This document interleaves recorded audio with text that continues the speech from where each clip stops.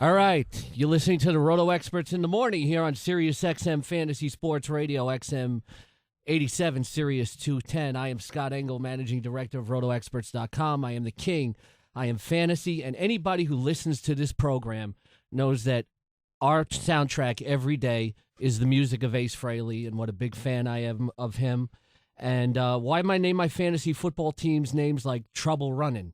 And my fantasy NASCAR team is named Fractured Mirrors. And people ask me, Scott, why didn't you set your lineups yet this week? I said, there's no way I can set my lineup right now.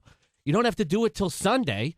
And I have to read Ace Frehley's new autobiography, No Regrets, which is available now. I've been waiting for this book for a long time, and it is a real pleasure and an honor to welcome Ace Frehley to the Roto Experts in the Morning. Ace, great to see you. Thank you so much, Scott. It's a pleasure to be here.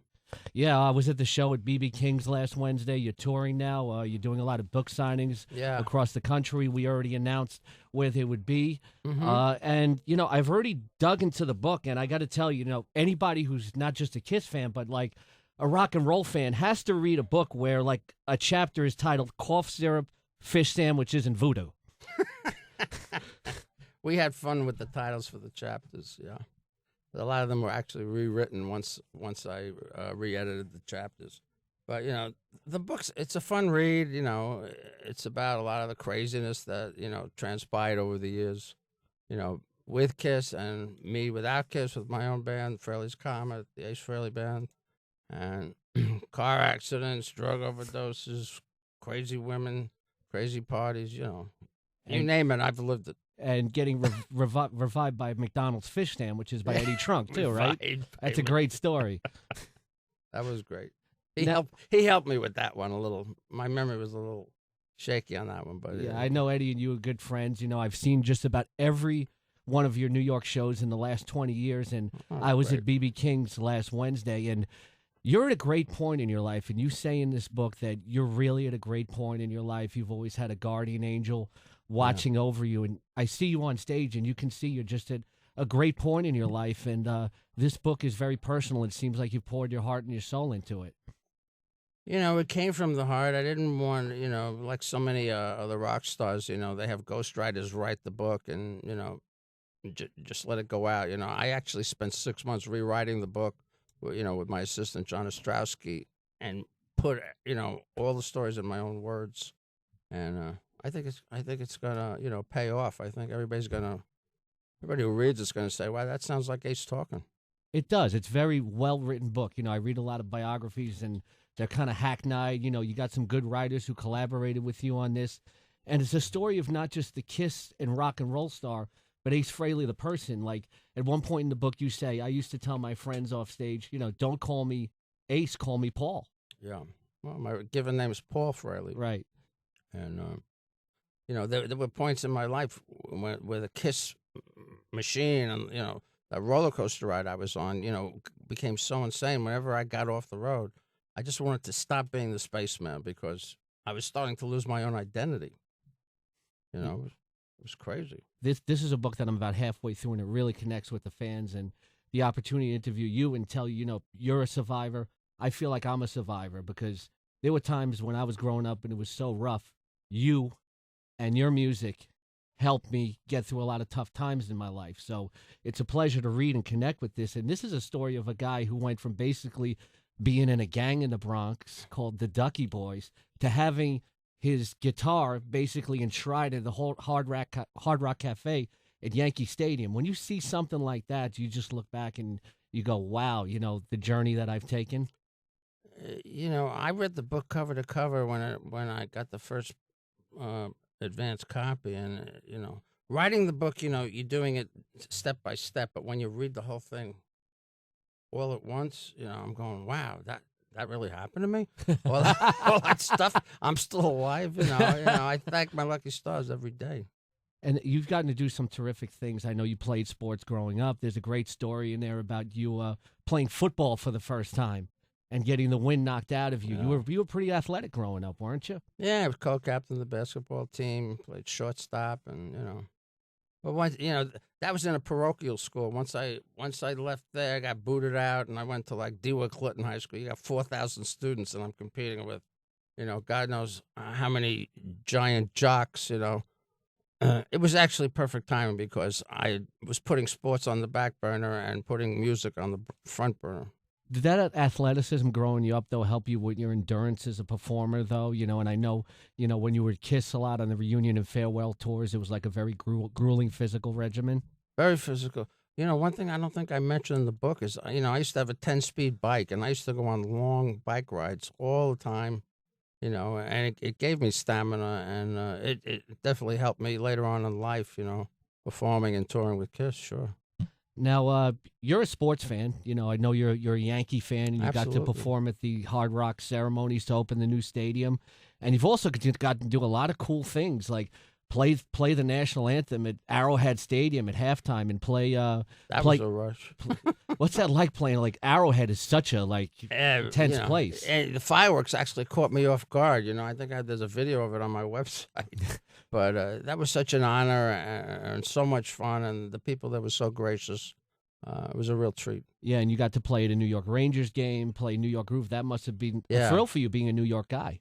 Yeah, that was a special night. It was, some wonderful things have happened to me in the last 5 years, since I turned my life around, and, the sky's the limit now. Yeah, you've gotten engaged recently. Yeah. You had a new album out 2 years ago, Anomaly.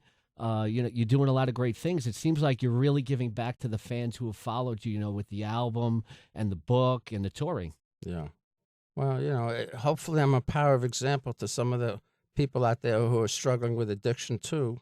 Right. That, maybe, I've gotten some great fan mail, from fans saying, Ace, I've always struggled with alcoholism and drug addiction.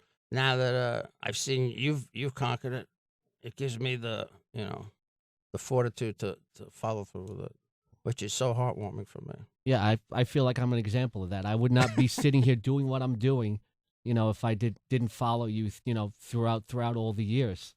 You were pretty much an inspiration, and this book goes right back to the beginning. And people always know how detail oriented Gene Simmons and Paul Stanley are.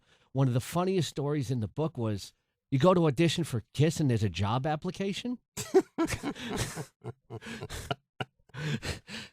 had a good laugh out of that one. Those guys, they can be a little out of control sometimes in a different way. Right. But, And you talk about Peter Criss, with a lot of emotion in there. You say he was a very sweet guy. And I met Peter 3 years ago. When I told him the same things I'm telling you, he jumped over the table and he gave me a hug. Yeah.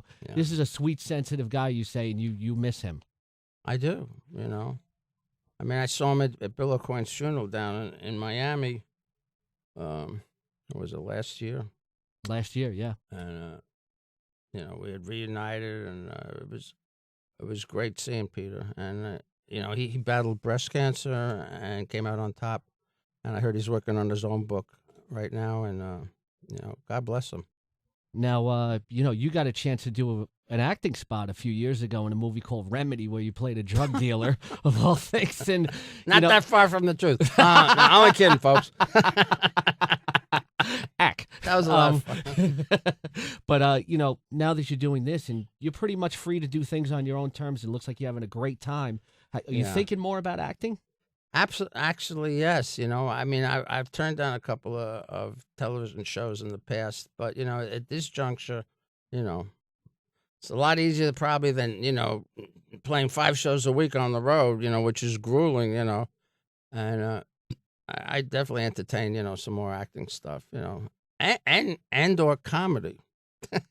John Belushi thought I was one of the funniest people he ever met, and I could always crack up John Belushi. He wanted to put me in his next film, but unfortunately he passed away, prematurely, Wonderful guy.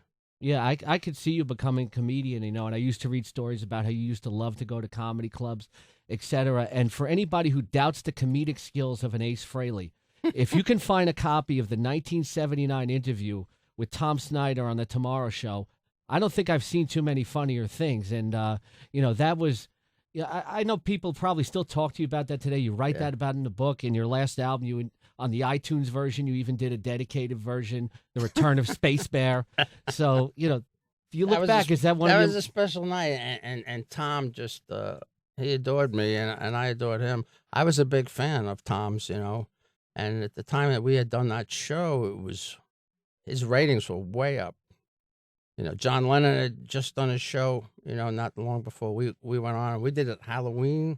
I mean, it was a special night, but it was also a kind of a crazy show. There was a lot of push and pull internally within the band.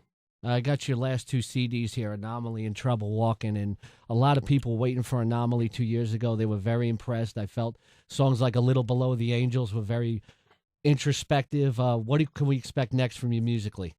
Everything and all of the above. Everything and all of the above. You like that one? Yeah. I just came up with it. He always does. That's but, there's 2 or 3 songs that didn't make it on Anomaly that are still in the can that are probably going to go on my next album. I'm thinking I'm trying to come up with a real interesting cover. I may do another Stones cover or maybe a Hendrix cover. I don't know, or maybe something older than that, maybe from the 50s or something. But, it'll be a treat for fans, willing to wait. I promise you it's not going to be another 20 years.